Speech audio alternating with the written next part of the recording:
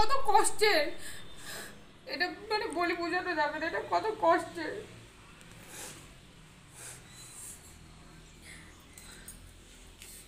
একবার 5 মিনিটের জন্য শুধুমাত্র দেখতে দিচ্ছে, তার সাথে না বাড়ির কাউকে থাকতে দিচ্ছে, না বাড়ির কাউকে দেখা করতে দিচ্ছে। সে ওই বেডে পড়ে আছে, আমরা এখানে পড়ে আছি,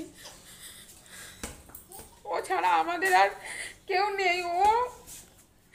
ওর যদি কিছু হয় আমরা পুরো রাস্তায় কি যাও, আমাদের আর কোনো কিচ্ছু নেই, আমাদের কোনো কিচ্ছু নেই, আমাদের ওই একমাত্র ভরসা, আমাদের আর কোনো কিচ্ছু নেই।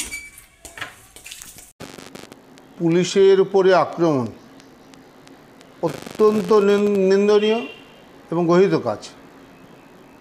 সে যে পুলিশই হোক, আমার ভাই হোক, আমার আত্মীয় হোক, আমাদের সমাজে কেউ হোক, পুলিশকে গায়ে হাত দেবে এটা কোনো মতেই বরদাস্ত করা যায় না। এবং আমরা ব্যক্তিগতভাবে আমি চাই যারা এই ঘটনা ঘটিয়েছে তাদের উপযুক্ত শাস্তি হোক, সে যে দলেরই হোক না কেন, যে দলেরই হোক, এর কোনো ব্যাপার নেই। তুমি কি সন্দীপবাবুর বাড়িতে কি একবারও গিয়েছিলে বা যাবে? ওরা কেউ নেই, নিশ্চয়ই যাব, আমি খবর নিয়েছি, ওরা কেউ নেই, সবই ব্যস্ত আছে, কলকাতাতে আছে। ওরা বাবা মা ফিরলে পরে অবশ্যই দেখা করব। আজকেই হয়তো সন্ধ্যার দিকে আমি ঢুকবো ওখানে। সন্দীপবাবুর ফ্যামিলিতে সন্দীপবাবুই হয়তো তার বাড়ির সর্বা, তিনি ইনকাম করেন বলে সংসারটা চলে।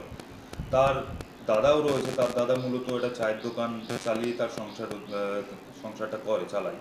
সেক্ষেত্রে তার ট্রান্সফারের বিষয়ে কি তুমি কিছু কথা ঊর্ধ্বতন কর্তৃপক্ষের সঙ্গে বলে তার পরিবারের জন্য কোনো সুবিধাকর ব্যবস্থা করে দিতে পারবে?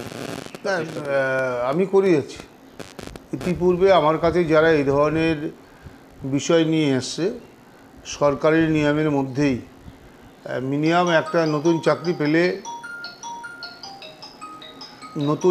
পেলে 2 বছর তাকে বাইরে থাকতে হয়, তারপরে হোম ডিস্ট্রিক্টে আসতে হয়, এটা নিয়ম আছে। তো সেই ক্ষেত্রে নিশ্চয়ই আর যে ঘটনা ঘটলো, ওর তো পরিবারের পাশে এরপরে সুস্থ হওয়ার জন্যে পরিবারের পাশেই থাকার দরকার। নিশ্চয়ই আমি প্রশাসনের কাছে যোগাযোগ করব এবং অনুরোধ করব যাতে ওকে নদিয়াতেই নিয়ে আসা হোক, দেওয়া হোক।